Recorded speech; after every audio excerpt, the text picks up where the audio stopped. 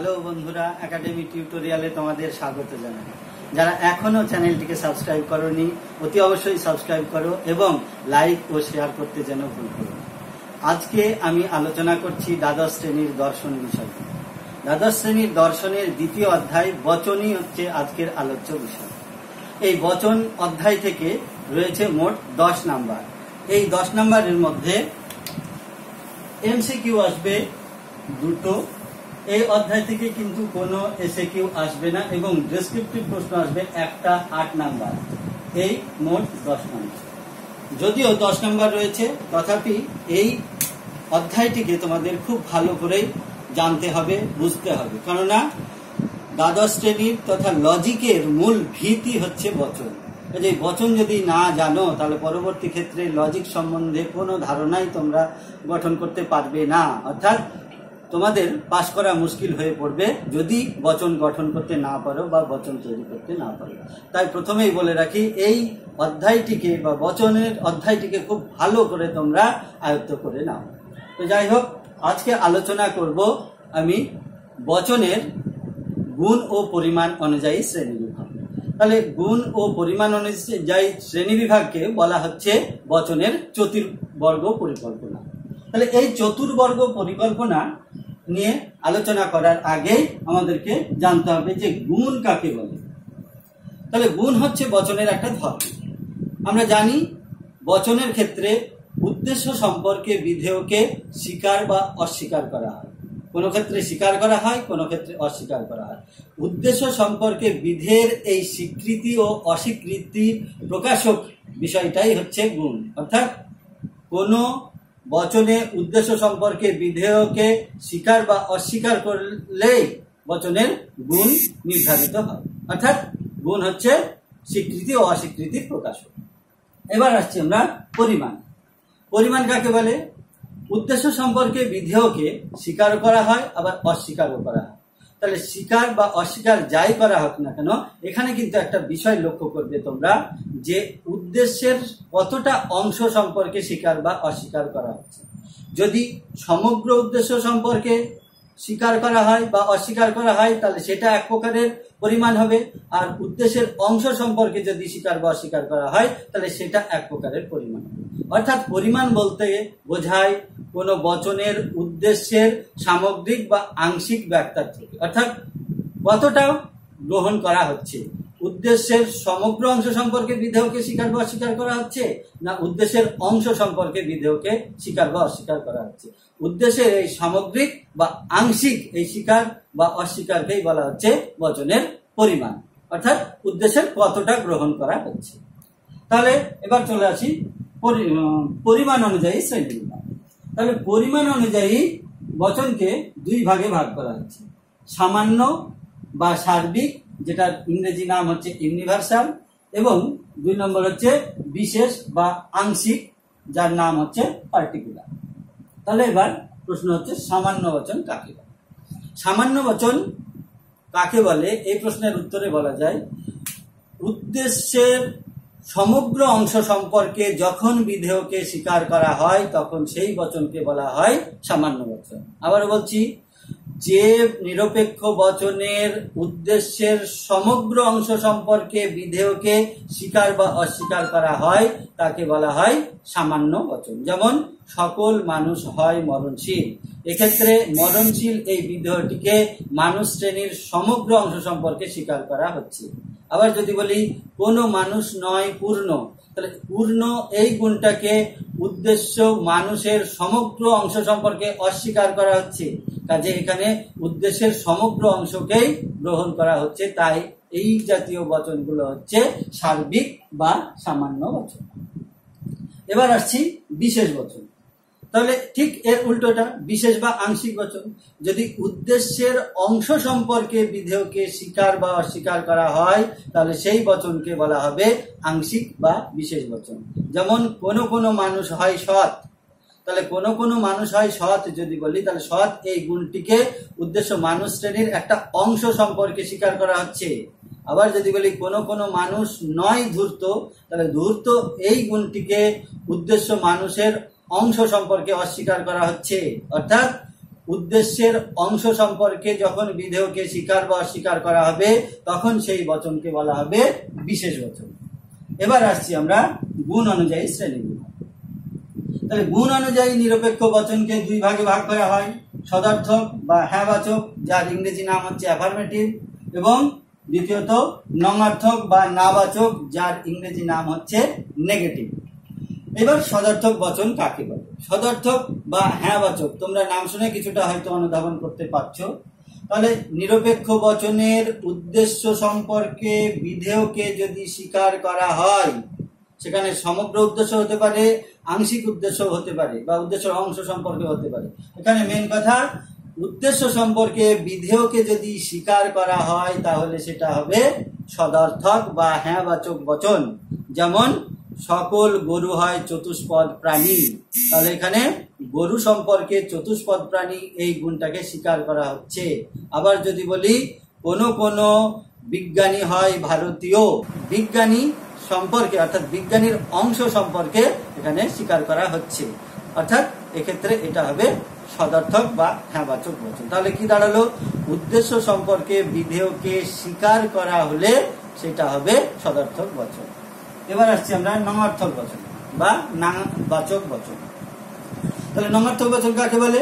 নঙার্থক বচন তাকেই বলে যে বচনের বা যে নিরপেক্ষ বচনের উদ্দেশ্য সম্পর্কে বিধেয়কে অস্বীকার করা হয়। তাহলে উদ্দেশ্য সম্পর্কে বিধেয়কে অস্বীকার করা হলে তাকে বলবো নঙার্থক বচন বা নাবাচক বচন। যেমন কোনো মানুষ নয় দেবতা, তাহলে এখানে দেবতা এই বিধেয়টি উদ্দেশ্য মানুষ সম্পর্কে অস্বীকার করা হচ্ছে, কাজে এটা নঙার্থক বচন। আবার যদি বলি কোনো কোনো মানুষ নয় সৎ, তাহলে এক্ষেত্রেও সৎ এই গুণটাকে মানুষ সম্পর্কে অস্বীকার করা হচ্ছে, কাজেই এই বচনগুলো হবে নঙার্থক বচন। তাহলে আমরা দেখলাম পরিমাণ অনুযায়ী বচন দুই প্রকার, সামান্য এবং বিশেষ। গুণ অনুযায়ী বচন দুই প্রকার, সদার্থক এবং নঙার্থক। এইবার যদি আমরা গুণ এবং পরিমাণকে একসঙ্গে মিশিয়ে দিই, অর্থাৎ গুণ ও পরিমাণের সম্মিলিত ভিত্তিতে বচন কয় প্রকার হবে, তাহলে আমরা ভাগ করে দিই। তাহলে সামান্যের সঙ্গে একবার সদার্থক হলো, সামান্যের সঙ্গে একবার নঙার্থক হলো। তার মানে কি দাঁড়ালো? যদি আমরা মিশিয়ে দিই বা গুণ ও পরিমাণের সম্মিলন ঘটাই তাহলে আমরা চার প্রকার বচন পাচ্ছি। সেটা কিভাবে পাচ্ছি দেখো, সামান্য সঙ্গে একবার সদার্থক, তার মানে কি দাঁড়াচ্ছে? সামান্য সদার্থক বচন, এক নম্বর হলো সামান্য সদার্থক বচন। দ্বিতীয়ত, তাহলে একবার যদি সদার্থক হয় তাহলে আর একবার নঙার্থক হবে, তার মানে কি দাঁড়াবে? সামান্য নঙার্থক বচন। দেখো দ্বিতীয় ভাগটা রয়েছে সামান্য নঙার্থক বচন। এবার বিশেষের ক্ষেত্রেও দুই ভাগ হয়ে যাবে, তাহলে বিশেষের ক্ষেত্রে কি হবে? বিশেষ সদার্থক বচন তৃতীয় নাম্বার, বিশেষ সদার্থক, এবং এই বিশেষের সঙ্গে একবার নঙার্থক হবে, অর্থাৎ বিশেষ নঙার্থক বচন। তাহলে আমরা কি পাচ্ছি?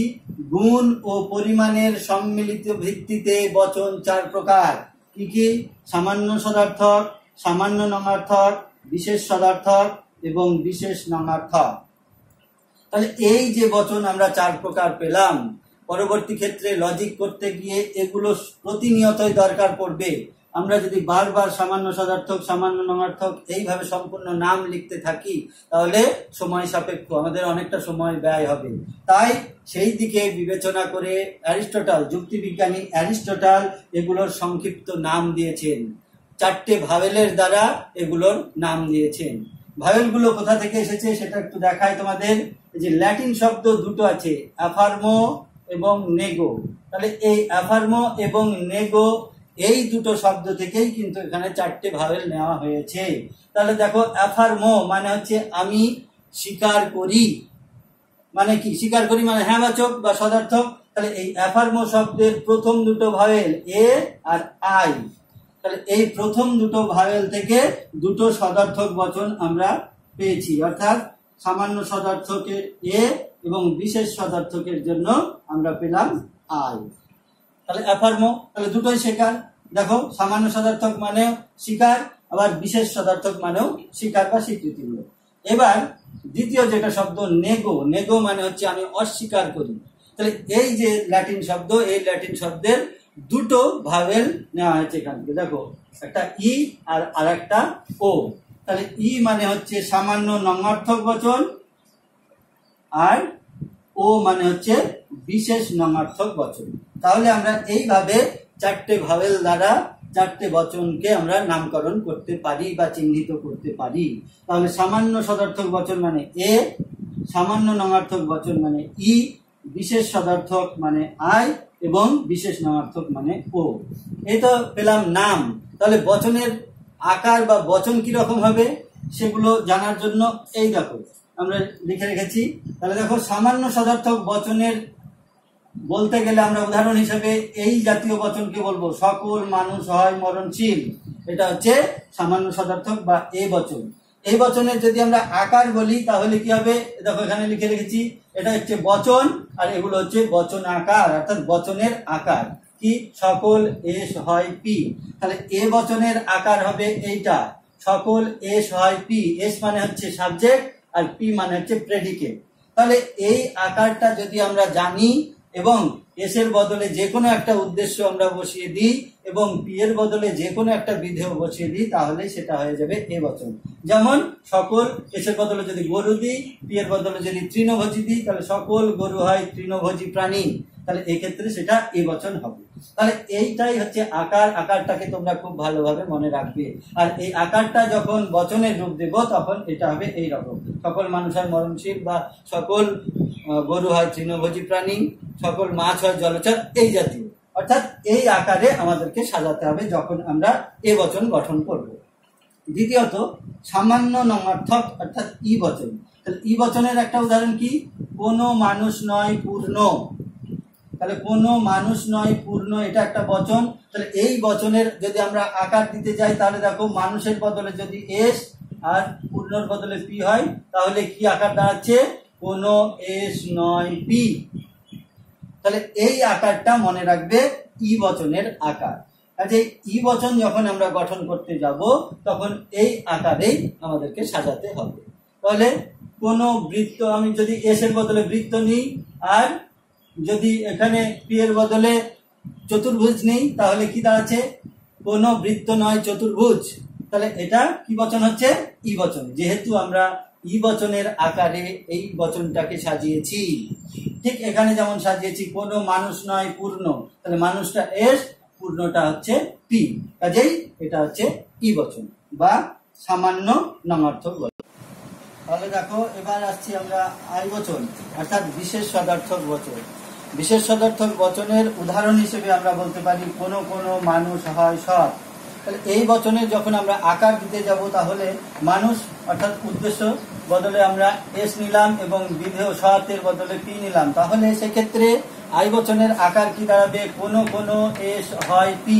তাহলে আমরা যখন আই বচন গঠন করতে যাব তখন এই যে কোনো কোনো এস মানে তার বদলে একটা উদ্দেশ্য এবং পি এর বদলে একটা বিধেয় বসিয়ে দিলেই আমরা সেটা আই বচন হিসেবে গ্রহণ করতে পারবো বা তৈরি করতে পারবো। তারপরে আসছি বিশেষ নঙার্থক অর্থাৎ ও বচন। তার ও বচনের উদাহরণ হিসেবে বলতে পারি কোনো কোনো মানুষ নয় সৎ। তোমাদের একই মনে হবে কিন্তু পার্থক্য আছে। দেখো আই বচনে হয় থাকবে আর ও বচনে নয় থাকবে। ও বচন যেহেতু নঙার্থক তাই নয় থাকবে। একটা জিনিস মনে রাখবে তোমরা, নঙার্থক বচনের সংযোজকটা নয় থাকবে আর সদার্থক বচনের সংযোজকটা হয় থাকবে। যাই হোক, তাহলে ও বচন গঠন করতে যাচ্ছি। তাহলে ও বচনের যদি আমরা উদাহরণ হিসেবে নিই কোনো কোনো মানুষ নয় সৎ, তাহলে সেক্ষেত্রে আমরা তার আকার হিসেবে পাবো কোনো কোনো এস নয় পি। আমরা যখন কখনো ও বচন যদি গঠন করতে যাই তাহলে এই আকারে আমাদেরকে ও বচনটা গঠন করতে হবে। অর্থাৎ কোনো কোনো দেব প্রথমে, তারপরে এস এর বদলে একটা উদ্দেশ্য পদ বসবে, তারপরে নয় বসবে এবং তারপরে পি এর বদলে বিধেয় পদ বসবে, তাহলেই সেটা ও বচন হয়ে যাবে। তাহলে এই হলো বচনের চতুর্বর্গ পরিকল্পনা বা নিরপেক্ষ বচনের চতুর্বর্গ পরিকল্পনা বা গুণ ও পরিমাণ অনুযায়ী শ্রেণী বিভাগ। তাহলে আজকে আপাতত এইটুকুই।